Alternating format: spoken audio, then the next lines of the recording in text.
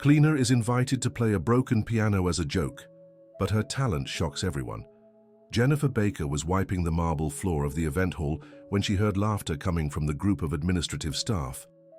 After 3 years working at the Ocean View Grand Hotel, she was all too familiar with the kind of mean-spirited jokes they played on the cleaning staff. "Hey, Jennifer, come here," shouted Michael Thompson, the events manager, pointing to the old piano in the corner of the hall.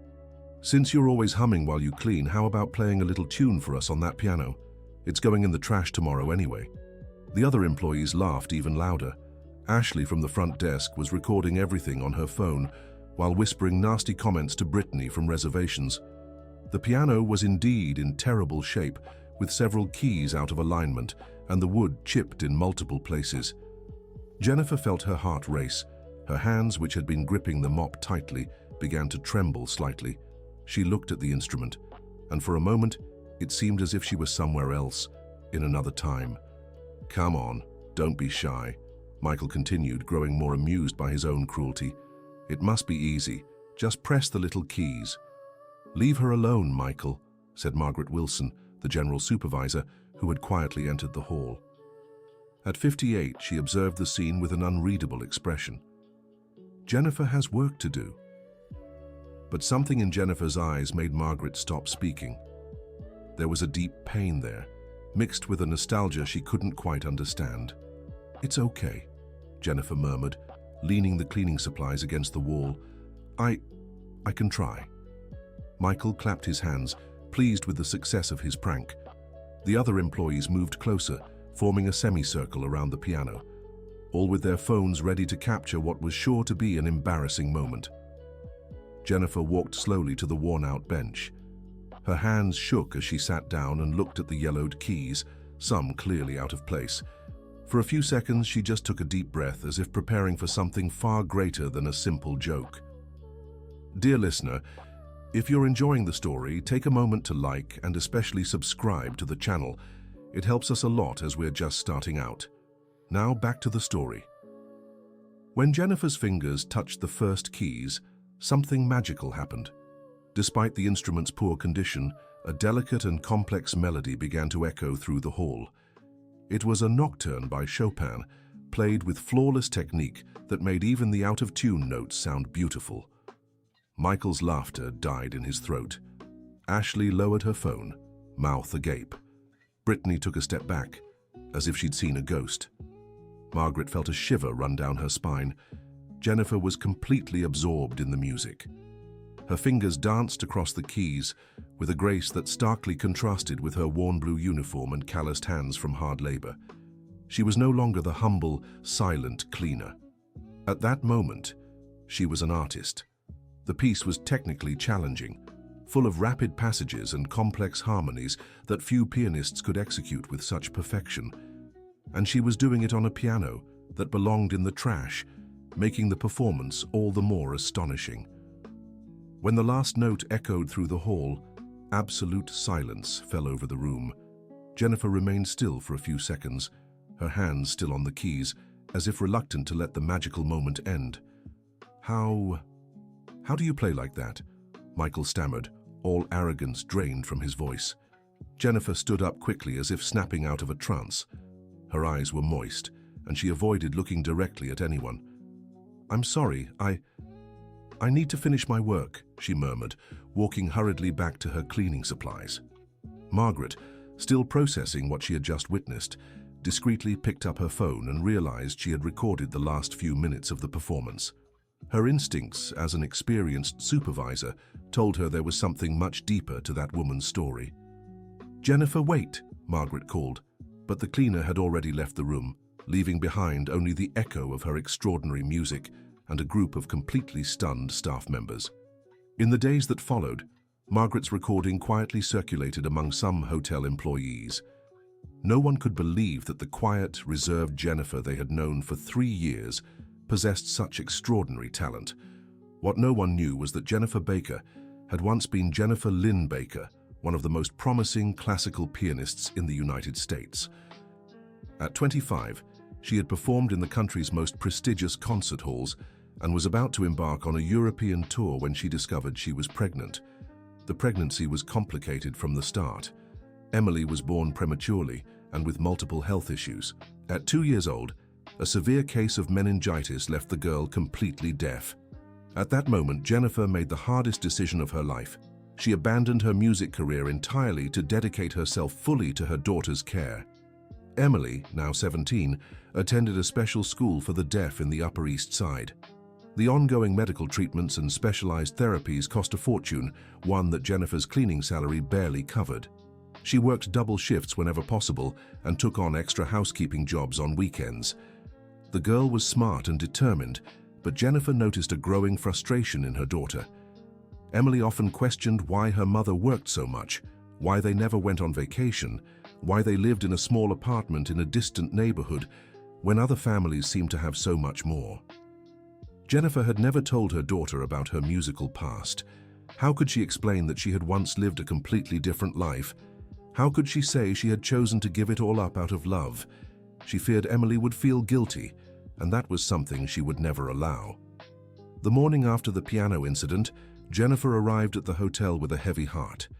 She knew she had made a mistake by letting herself get carried away by the music. Now everyone would ask questions she wasn't ready to answer. Margaret was waiting for her in the staff lounge, holding a cup of coffee with a serious expression. "Jennifer, we need to talk," the supervisor said, gesturing to an empty chair. "Please sit down." "Mrs. Wilson, I can explain. Yesterday I shouldn't have stopped to play. I know I have schedules to keep and—" "Jennifer," Margaret interrupted gently, "where did you learn to play the piano like that?" The direct question made Jennifer swallow hard. She stayed silent for a few seconds, carefully choosing her words. I took some lessons when I was younger. Nothing too serious." Margaret narrowed her eyes. In her 30 years working in hospitality, she had developed a sharp sense for detecting lies, and this was clearly one. "Jennifer, I grew up listening to classical music. My grandmother was a musician. What you played yesterday isn't something you learn in a few little lessons. That was professional level playing." Margaret's phone rang at that moment. It was Richard Stevenson, the hotel owner, calling about the recording that had reached him through the marketing team. "Margaret, I just saw a video of one of our employees playing piano. Is this real, or is it some kind of staged act?" "It's completely real, Mr. Stevenson. Jennifer from housekeeping played yesterday in the event hall. I want to speak with her. This could be an interesting marketing opportunity for the hotel. Bring her to my office in an hour." Margaret hung up and looked at Jennifer, who had turned pale. "Mr. Stevenson wants to speak with you. Jennifer, I don't know what secrets you're keeping, but I think you'd better prepare to explain a few things." Meanwhile, across town, the video Ashley had posted on the hotel's social media was gaining unexpected traction. In less than 12 hours, it had already surpassed 50,000 views and hundreds of comments praising the performance of the talented janitor. Among the comments, one stood out in particular. It was from a verified profile, Maestro William Harrison, retired director of the National Symphony Orchestra. "I recognize that technique, I recognize that interpretation. If this is who I think it is, this woman was once one of the greatest promises of classical piano in the United States. I need to speak with her immediately." The comment quickly went viral, shared by other musicians and critics. Suddenly, the video was no longer just about a janitor who could play piano. It was about a mystery the classical music world was eager to unravel. Emily was on break between classes when her friend Sophia rushed up to her, waving her phone frantically in sign language. "Emily! Emily! You have to see this! It's about your mom!" Emily took the phone and watched the video with growing disbelief. Was that really her mother? The woman she knew as a simple, hard-working woman was playing piano like a professional. Tears began streaming down the teenager's face, not tears of joy, but of confusion and deep hurt. Why had her mother never told her about this talent? Why had she hidden something so important? Back at the hotel, Jennifer stood in Richard Stevenson's office, a 45-year-old man known for his business shrewdness and little patience for sentimentality. "Jennifer, I'll be direct," said Richard, pulling up the video on his computer. "This already has over 100,000 views and is catching media attention. You're clearly not just a janitor. Who are you, really?" Jennifer took a deep breath. She had known this moment would come eventually. "Mr. Stevenson, I've worked honestly for you for 3 years. My past doesn't interfere with my current job." "Your past could be very profitable for my hotel," Richard replied coldly. "Imagine the marketing possibilities. Hotel discovers hidden talent among its staff. It's a story that sells." "I'm not for sale," Jennifer said with a firmness that surprised even herself. Richard smiled, but it wasn't a friendly smile. "Jennifer, you need this job, don't you? And from what I understand, you have a daughter with special needs. It would be a shame if you lost this position over a lack of cooperation." The threat was clear. Jennifer felt her blood run cold. She couldn't lose this job. Emily depended on the hotel's health insurance for her treatments. "What do you want from me?" she asked, her voice barely a whisper. "Simple. We have a charity event next weekend for VIP clients. I want you to play piano. We'll run a campaign saying the hotel discovered your talent and decided to give you a chance. It'll be great for our image. And if I refuse, I'm sure you won't. A responsible mother wouldn't put her pride above her daughter's well-being, would she?" Jennifer closed her eyes. She was trapped. Accepting meant reliving a past she had chosen to leave behind. Refusing meant risking Emily's future. "I'll do it," she murmured at last. "Excellent," exclaimed Richard, pleased. "Margaret will take care of all the details. Oh, and Jennifer, we need you to share an edited version of your story. Something about being self-taught, having learned on your own. The audience loves simple rags-to-riches tales. Nothing too complicated about previous careers or such things." Jennifer nodded mechanically, another lie to add to the pile her life had become. Dear listener, if you're enjoying the story, don't forget to like and especially subscribe to the channel. It helps us newcomers so much. Now back to the story. When she got home that night, Jennifer found Emily waiting in the living room, her laptop open on the table showing the video that had already been viewed over 500,000 times. The moment she saw her mother walk in, Emily began signing furiously in ASL. "Why did you never tell me?" were the first words her hands formed. "Why did you lie to me all these years?" Jennifer sank heavily onto the couch, feeling the weight of 15 years of secrets. "Emily, I can explain." The teenager kept signing, her hands moving faster as her anger grew. "I always asked why we worked so hard, why we never had money, why you always looked sad when you heard music. And you always said everything was fine, that we were happy like this." "We are happy," Jennifer signed back, making sure her daughter understood perfectly. "Everything I did was for you." "For me?" Emily stood abruptly. "You gave up who you were because of me? And now I have to carry that guilt forever?" "It wasn't your fault, Emily, never. I chose to be your full-time mother because you needed me." "What if I didn't want that? What if I wanted a mother who was happy being who she really is?" Emily's words cut Jennifer like knives. She had spent 15 years trying to shield her daughter from guilt, only to realize she had created exactly what she'd tried to avoid. "Emily, please, let me explain everything from the beginning." The teenager sat back down, though her posture still radiated anger and hurt. Jennifer began her story. She spoke of her promising career, the stages she had performed on, the dreams she had abandoned. She explained how every decision had been driven by the unconditional love she had for her daughter. By the time she finished, Emily was silently crying. "Mom, I'm so sorry. I never wanted you to give up everything for me. And I'm sorry for lying to you all these years. I thought I was protecting you, but really I was protecting myself." Mother and daughter embraced for the first time in months. It was a relief for both to finally be completely honest with each other. "What happens now?" Emily asked. Jennifer told her about Richard's proposal and the forced performance that weekend. "You can't let him use you like that," Emily signed indignantly. "It's not fair." "Emily, I need this job. Without the hotel's health insurance, we'll find another way. We always do." Jennifer smiled through her tears. Her daughter had inherited not just her musical sensitivity, but also her strength of character. The next day, the Ocean View Grand Hotel was buzzing. Reporters called constantly, wanting interviews with the talented janitor. The hotel's social media gained thousands of new followers. Richard was ecstatic over the free publicity. Michael, the manager who had started the whole situation, now behaved entirely differently around Jennifer. He tried making small talk and jokes as if they were old friends. Jennifer responded with polite professionalism, but kept her distance. Margaret watched the entire situation with growing discomfort. She had worked long enough in the corporate world to recognize exploitation when she saw it. And that was exactly what was happening to Jennifer. During lunch, Margaret looked for Jennifer in the employee cafeteria. "How are you feeling about all this?" she asked, sitting beside her.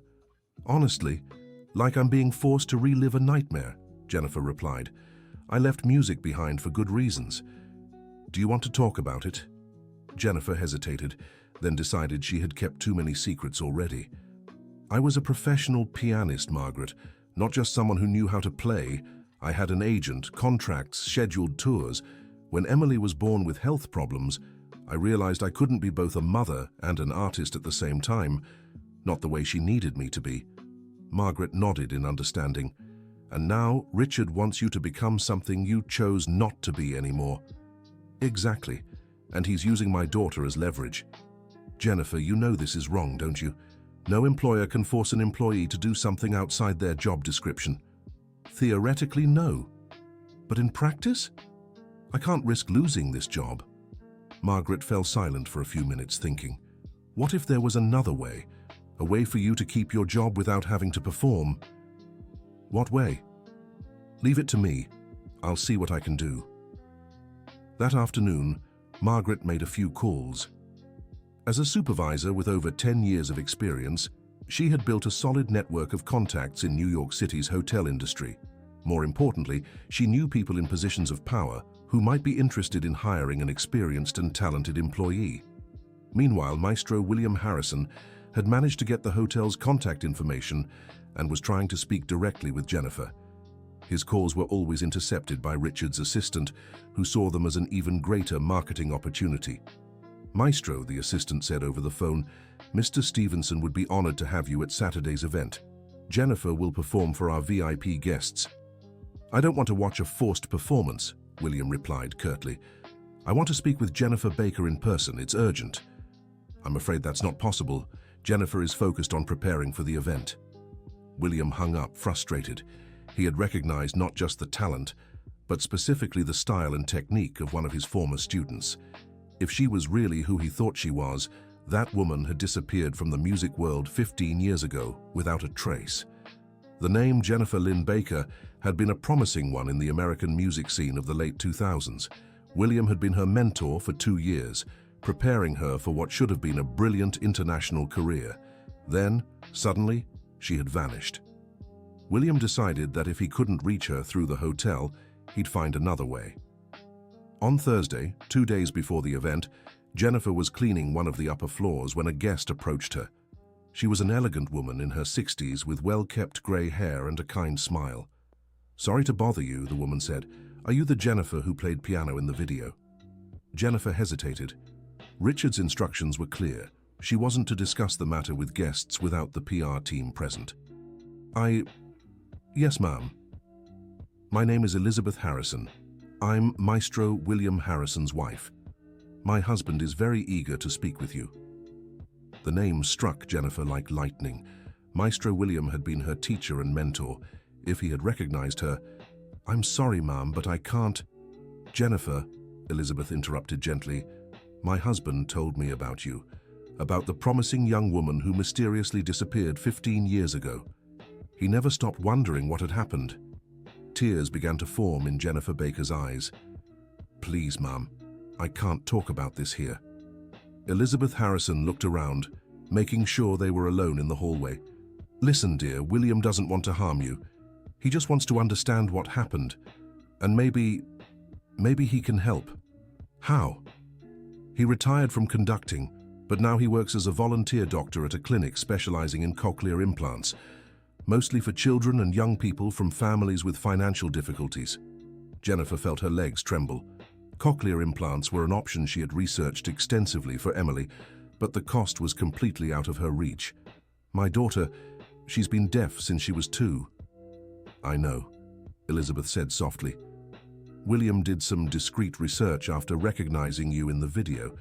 He'd like to examine Emily if you'll allow it. No obligation, no cost. Jennifer was in shock. After so many years, a door she had considered permanently closed might be opening. I don't know what to say. Say you'll think about it. William will be at the clinic tomorrow morning. Here's the address. Elizabeth discreetly handed her a card. If you decide to go, just show up. He'll be waiting. After Elizabeth walked away, Jennifer stood in the hallway for several minutes, holding the card as if it were a precious relic. That night, she told Emily everything. "Mom, you have to go," the teenager said without hesitation. "Even if it leads nowhere, you have to try." "Emily, what if it's false hope? What if I'm fooling myself? What if it's not? Mom, for 15 years, you've given up your dreams for me. Now let me dream a little too." On Friday morning, Jennifer asked Margaret Wilson for a few hours off, which she promptly approved without questions.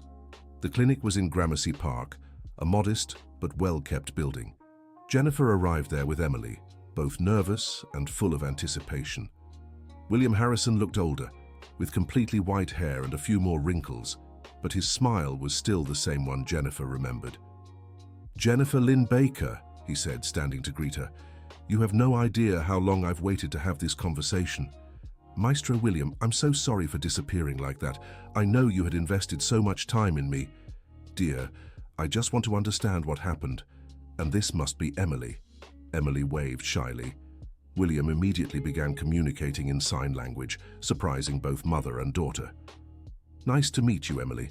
Your mother was one of the most talented pianists I've ever known." The teenager smiled, immediately feeling more at ease. William led Emily to an exam room while explaining the evaluation process for cochlear implants to Jennifer. "Not every case is suitable for the procedure," he explained. "It depends on the type and extent of hearing loss, the structure of the inner ear, and several other factors. But if Emily is a candidate, I can perform the surgery for free through a city program." The exams took nearly 2 hours. William was meticulous, explaining each step to Emily and ensuring she felt comfortable. When he finished, his smile said it all. "Emily is a perfect candidate," he announced. "Her inner ear structure is intact. The hearing loss was caused by damage to the middle and inner ear from meningitis, but that doesn't affect the viability of the implant." Jennifer broke down in tears. After 15 years believing her daughter's deafness was permanent, discovering there was a possible solution was overwhelming. "How long would it take?" she asked through her tears. "The procedure itself takes a few hours. The initial recovery period is about 2 weeks. After that, there's an adjustment and speech therapy period that may take a few months. But Emily is young and motivated. I'm sure she'll adapt well." Emily was radiant, asking questions about the procedure and post-surgery possibilities. "There's just one condition," said William, turning serious. "I want Jennifer to play again." "Maestro, I can't. Not necessarily professionally, but you have a gift, Jennifer. A gift that can touch lives, inspire people, make a difference. You can't bury it forever." "I have to perform tomorrow at the hotel. I'm being forced into it." William thought for a moment. "Then make this performance your return on your own terms, not as the discovered janitor they want to sell, but as Jennifer Lynn Baker, the pianist who chose to be a mother and is now choosing to be an artist too." Dear listener, if you're enjoying the story, take a moment to like and especially subscribe to the channel. It helps us a lot as we're just starting out. Now continuing. On Saturday, the day of the event, the Ocean View Grand Hotel was bustling from early morning. Richard had invited journalists, influencers, and local personalities to witness what he called the musical discovery of the century. Jennifer arrived at the hotel at 6 in the morning to prepare everything for the party, which would start at 7 in the evening. Margaret found her in the dressing room, visibly tense. "How are you holding up?" the supervisor asked. "Terrified," Jennifer admitted. "I haven't played in public for 15 years, Margaret, and now I'm about to perform for a crowd of strangers. Remember what we talked about yesterday about having other options?" I remember. Well, I got an interesting call this morning. The Belmont Hotel in Beverly Hills needs a cleaning supervisor. The pay is better, the benefits are similar, and the person who called said it would be an honor to have someone with your special qualifications. Jennifer looked at Margaret in shock. You did this for me? I did it because it's the right thing. No one should be forced to relive trauma through emotional blackmail. Margaret, I don't know how to thank you. No need to thank me. You just need to decide what you want to do. The offer will be there on Monday, no matter what happens tonight. Jennifer felt an immense weight lift from her shoulders. Knowing she had options completely changed her perspective on the evening's performance. Throughout the day, she helped with preparations as usual, but something had shifted in her demeanor. She was no longer acting like a victim forced into a situation. She was preparing for a performance that would be on her own terms. Michael tried several times to strike up conversations with her, clearly trying to associate himself with the success he expected for the night. Jennifer treated him politely, but without her usual deference. Jennifer, Michael said during one of his attempts, after tonight, I'm sure your life will change completely. I hope you remember who gave you this opportunity. Jennifer looked him in the eye. Michael, I'll remember exactly who did what, she replied with a smile that didn't reach her eyes. At 5 in the afternoon, Jennifer left to pick up Emily from school. She had gotten permission for her daughter to attend the performance, and Richard had agreed, seeing another opportunity to craft an emotional narrative. Mom, you seem different today, Emily observed on the way back to the hotel. I'm feeling more like myself for the first time in a long while, Jennifer replied, and that's thanks to you.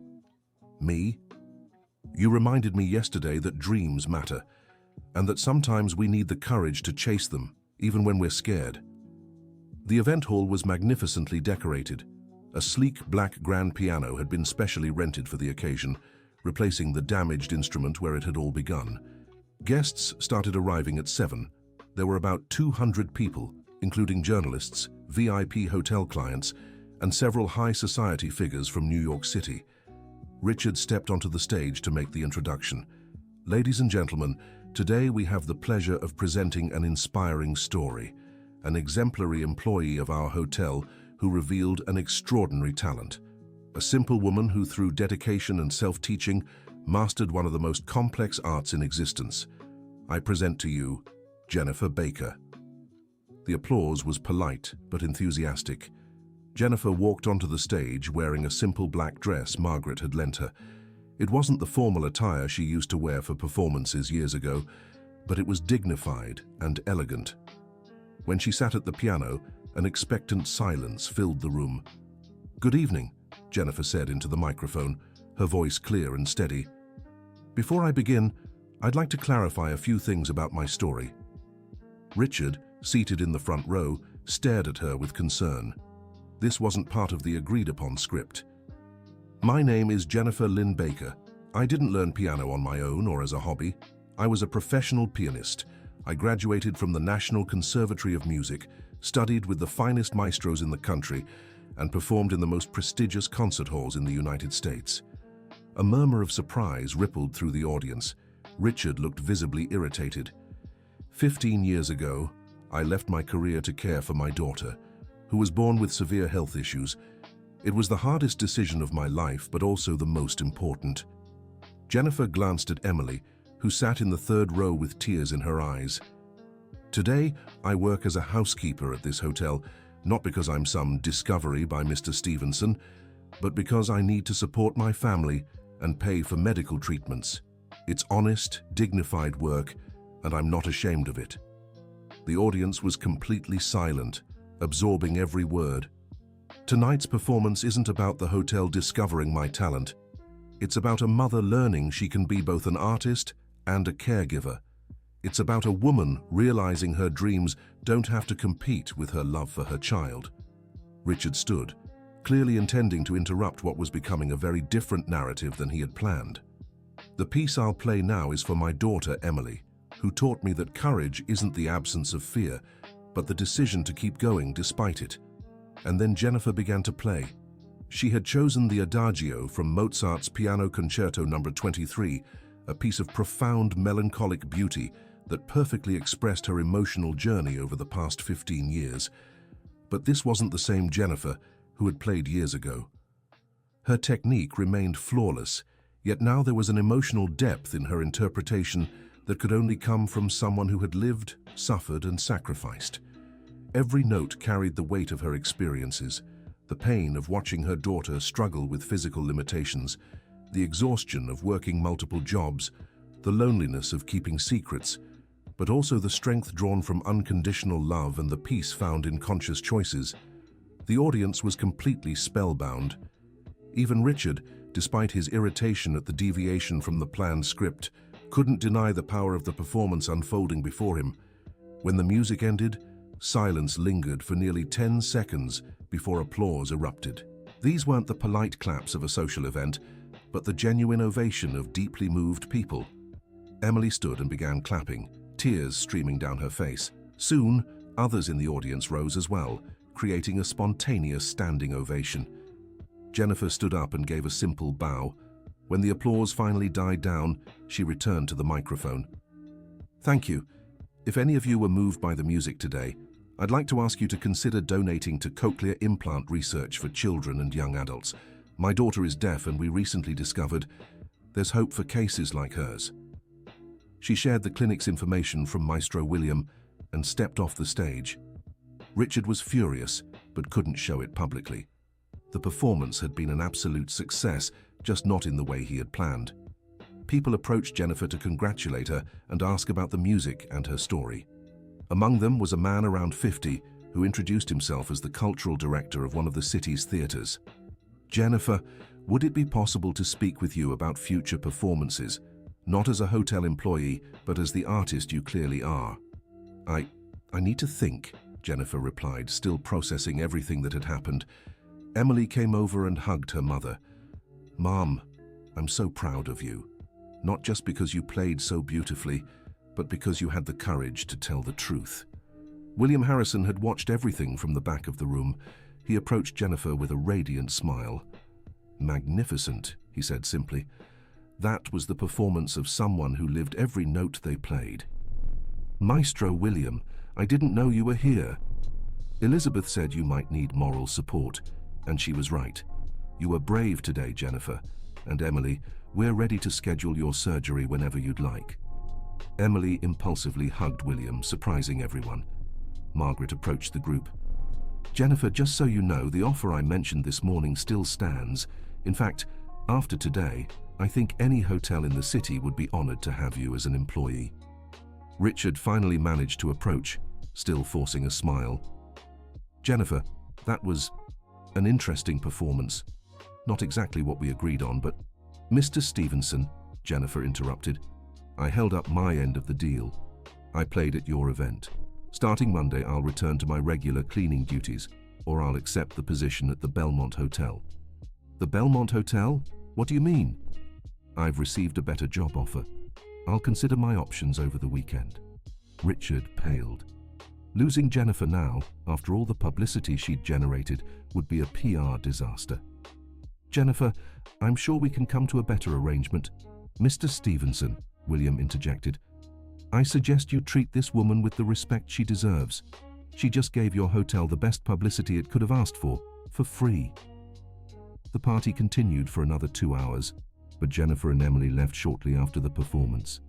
They needed time to process everything that had happened. In the taxi home, Emily looked at her mother.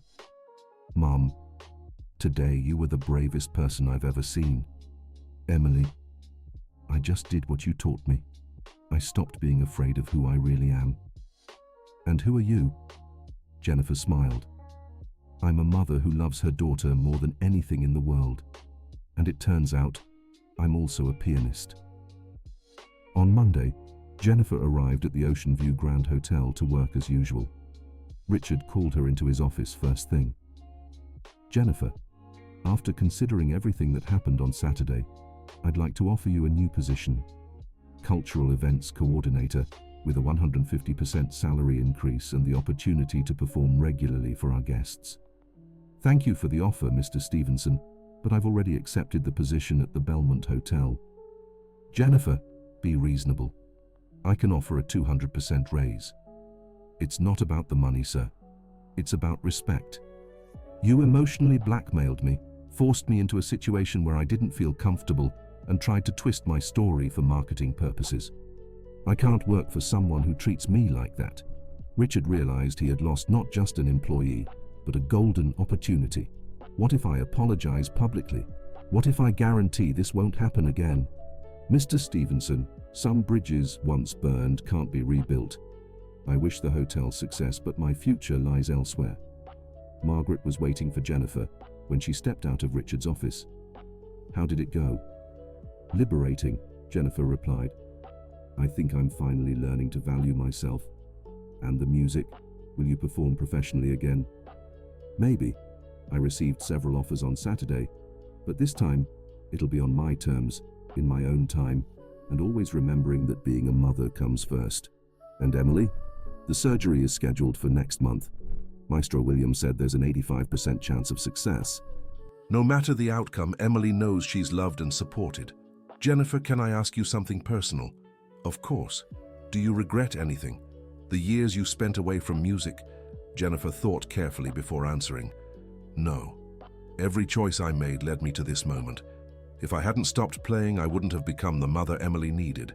And if Emily hadn't been born, I wouldn't have developed the emotional depth that lets my music touch people differently now. So you think everything happened for a reason? I think life isn't about choosing between being one person or another. It's about embracing all parts of who we are and finding a way to live authentically. At her new job, Jennifer quickly proved herself as an exemplary employee. The Belmont Hotel had a more respectful culture, and she felt valued both as a worker and a person. 3 weeks later, she received an unexpected call from the cultural director who had spoken to her the night of her performance. Jennifer, we're organizing a benefit concert to raise funds for Maestro William's clinic. We'd like you to be our featured soloist. It would be an honor, she replied without hesitation. This time there was no pressure, blackmail, or false narratives. It was simply an artist being invited to do what she loved, for a cause she believed in. Emily was thrilled about the surgery and her mother's concert. She had begun learning about music through vibrations and visual expressions and was eager to discover what hearing would truly be like. "Mum," she said one evening as they cooked dinner together, "no matter what happens with the surgery, I want you to know I'm grateful for everything you've done for me." "Emily, you don't have to be grateful. I did what any mother would." "No, Mom. You did so much more. You showed me that true love sometimes means sacrifice, but also that it's never too late to dream again." Emily's surgery was scheduled for a Thursday morning. Jennifer took time off work to be with her daughter. Maestro William explained the procedure once more, patiently answering all their questions. "Remember," he said, "even if everything goes perfectly, adaptation takes time. Emily won't wake up hearing normally. It'll be a gradual learning process." "We understand," Jennifer said. "We're prepared for any outcome." The surgery lasted 3 hours. Jennifer spent the entire time in the waiting room, alternating between prayer, meditation, and a nervousness she tried to contain. When William stepped out of the operating room, his smile said it all. "Everything went perfectly," he announced. "Emily's response to the implant was better than we expected. She's still waking up from the anesthesia, but the initial signs are excellent." Jennifer broke down in tears of relief and gratitude. 2 weeks later, Emily had her first implant activation session. Jennifer was in the room when the audiologist turned on the device for the first time. The expression on Emily's face was pure magic. Her eyes widened as she heard the first sounds in 15 years. "Mom," she whispered, her own voice sounding strange to her. "I can hear your voice." It was muffled and electronic at first, but it was sound. Real, audible, miraculous sound. Jennifer spoke softly. "I love you, my daughter." Emily began to cry. "I always knew you loved me, but now I can hear it in your voice." The benefit concert was scheduled for 1 month after the surgery. Emily was still in speech therapy, learning to interpret the new sounds coming through the implant, but she could already have simple conversations. Jennifer chose a musical program that included pieces by Mozart, Chopin, and Villa-Lobos. She wanted Emily's first heard musical experience to represent the rich tradition of classical music. On the night of the concert, Carnegie Hall was packed. Jennifer and Emily's story had spread, and many people came not just for the music but to witness this unique reunion of mother, daughter, and art. Emily sat in the front row, wearing her implant, her face filled with pure anticipation. When Jennifer stepped onto the stage, she saw Emily and smiled. For a moment, everything that had happened over the past months seemed to lead exactly to this instant. "Good evening," she said into the microphone. "2 months ago, I was a housekeeper who had hidden my musical identity for 15 years. Today, I am a mother and an artist who has finally understood that I don't have to choose between these two parts of myself." She looked directly at Emily. "This performance is dedicated to my daughter, Emily, who taught me that courage isn't about being fearless. It's about doing the right thing despite fear, and that true love never asks us to hide who we really are." The first piece was Chopin's Nocturne in E-flat major, the same music she had played that fateful day at the hotel. But now she played with freedom, without the pressure of hiding her identity or pretending to be something she wasn't. Emily was visibly moved, her hands over her chest, feeling the vibrations of the music while hearing it through the implant. It was her first complete musical experience, and her look of wonder was evident to the entire audience. During intermission, several people approached Emily to ask about her experience with the implant. She answered enthusiastically, still getting used to the sound of her own voice, but radiant with happiness. "It's like the world has gained a whole new dimension," she explained. "I've always loved music through vibrations and visual expression, but now I understand why people are so moved by certain melodies." The second half of the concert included a special piece Jennifer had arranged specifically for that night. It was an adaptation of Ari Barroso's America the Beautiful, blended with an original theme she had composed, thinking of her journey with Emily. When she began to play, Emily recognized the familiar melody mixed with something new, and realized her mother had created it especially for her. During the performance, Jennifer began to sing softly, something she hadn't done in years. Her voice, though not trained like her piano playing, carried the same emotional depth as her instrumental music. The audience was completely captivated. It was more than a concert. It was a testament to the power of music to connect people, overcome obstacles, and express love in ways words cannot. When the music ended, Emily stood up and began to applaud, followed by the entire audience. But then she did something unexpected. She walked onto the stage. Jennifer looked at her in surprise, but Emily approached the microphone. "Forgive me," she said, her voice still a little unsteady but clear. "I know this wasn't planned, but I'd like to say something." The audience fell silent, curious. "For 15 years, my mother sacrificed her dreams to take care of me. She worked multiple jobs, never took a vacation, never complained, and all that time she kept this incredible music inside her." Emily looked at Jennifer, tears in her eyes. "Today, when I heard my mother play, it wasn't just the first time I truly heard music. It was the first time I fully understood the depth of her love for me. Every note she played was filled with all the sleepless nights caring for me, all the worries about my future, all the hope she never lost." The audience was visibly moved. Many were openly crying. "Mom," Emily continued, "thank you for showing me that sometimes the greatest strength comes from the ability to be vulnerable. And thank you for teaching me it's never too late to dream again." Emily hugged Jennifer on stage, and the standing ovation that followed lasted over 5 minutes. When they finally left the stage, mother and daughter were emotionally drained but deeply fulfilled. William met them backstage. "Jennifer, that was one of the most moving performances I've witnessed in 40 years of musical career. Maestro, how can I ever thank you for everything you've done for us? You already have. Your music tonight raised enough funds to provide cochlear implants for at least 20 more children. That's the best thanks I could ask for." In the months that followed, Jennifer and Emily's lives found a new balance. Jennifer continued working at the Belmont Hotel, but also began accepting regular performances at charity events and recitals. Emily progressed quickly with her speech therapy. Her implant worked better than expected, and she had developed a passion for music that rivaled her mother's.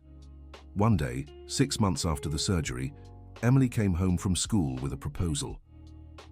"Mom, I want to learn to play the piano." Jennifer smiled. "Are you sure? It's a lot of work and requires dedication." "I'm sure. I want to understand music the way you do, and I have an idea for a special project." "What kind of project?" "I want to develop a music teaching method for people with hearing loss who are adapting to cochlear implants, combining traditional music with visual and tactile techniques." Jennifer was impressed by her daughter's vision. "Emily, that could be revolutionary, but you're only 17. And you were only 25 when you gave up your career to take care of me. Age doesn't determine the ability to do important things." Jennifer couldn't argue with her daughter's logic.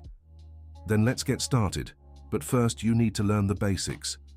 Emily's piano lessons began simply, but it quickly became clear she had inherited not only her mother's musical talent, but also her determination and work ethic. The experience of learning music through a cochlear implant was unique. Emily could perceive nuances and details that even trained musicians missed, because she was experiencing sound in an entirely new way. "It's like I'm discovering music for the first time," she explained to Jennifer during one of her lessons. "Every note is a surprise, every harmony a revelation."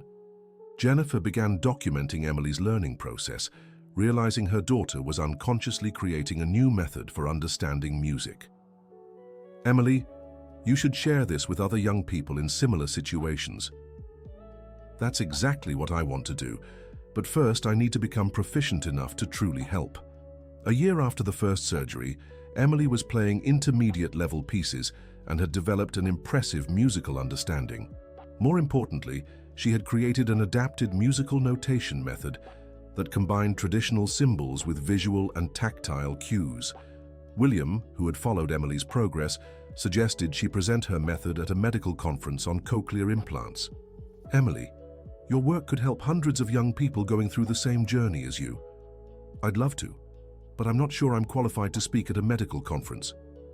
"You're the most qualified person in the world to talk about this," Jennifer interjected.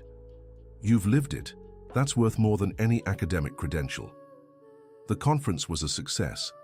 Emily presented her method to an audience of doctors, audiologists, therapists, and families of cochlear implant patients. Her presentation included a live demonstration where she played piano while explaining how different aspects of music were perceived through the implant. "Music isn't just sound," she explained. "It's vibration, emotion, math, visual art. When we learn to integrate all these dimensions, the musical experience becomes so much richer." After her talk, Emily was approached by a university representative who offered her a full scholarship to study music therapy with a focus on hearing disabilities. "Emily, this is an incredible opportunity," Jennifer said when she heard the news. "I know, but it means I'll have to move to Chicago for 4 years. Does that worry you?" "Yes, but not for the reasons you might think. I'm not afraid to go. I'm afraid of leaving you." Jennifer smiled, remembering when she herself had faced the choice between career and family. "Emily, the difference between us is that you don't have to choose between your dreams and keeping our family close. We'll always be mother and daughter, no matter where you are." "Are you sure?" "Absolutely. In fact, I'm proud of you for wanting to take this path. You'll help so many people." Emily hugged her mother. "Mom, I want to do one last performance before I leave for university, a concert where we play together." "Emily, do you think you're ready for a public performance?" "Mom, you taught me that being ready isn't about having no fear. It's about having something important to share." The mother-daughter concert was scheduled at Carnegie Hall, the same venue where Jennifer had made her triumphant return to music. The idea quickly captured the public's imagination, and tickets sold out in 2 hours. Margaret, who had become a close family friend, helped organize the event. She had left the Ocean View Grand Hotel a few months after Jennifer, and now worked as a cultural events coordinator. "Jennifer, you both know this concert will be broadcast nationally, right?" Margaret said during a rehearsal. "We know. Emily wants it that way. She hopes our story will inspire other families in similar situations. And you?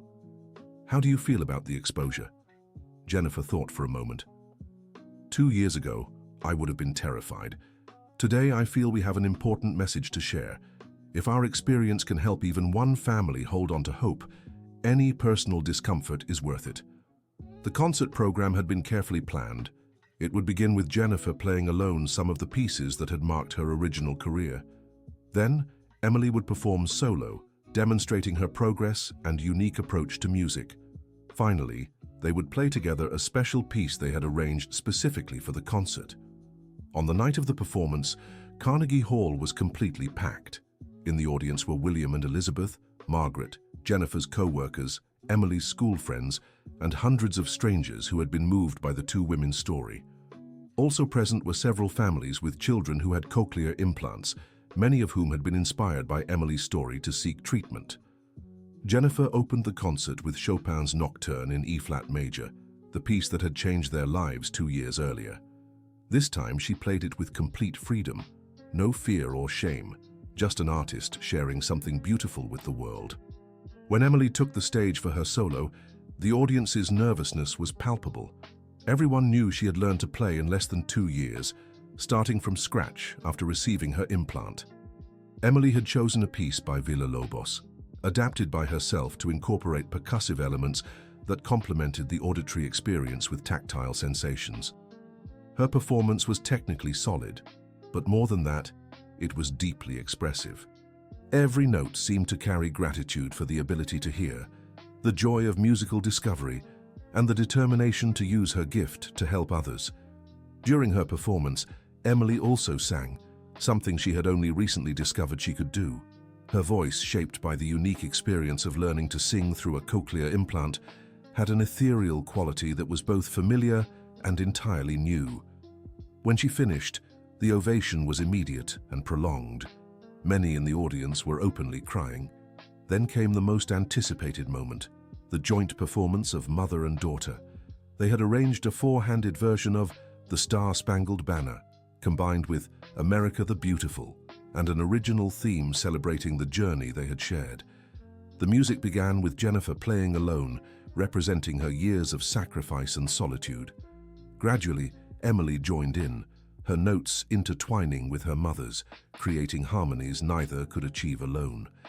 The final part of the piece represented the future, two distinct yet complementary musical themes, each maintaining its individuality while creating something greater together. When the last note echoed through the hall, silence lingered for nearly 15 seconds. Then the audience erupted into applause that lasted over 10 minutes.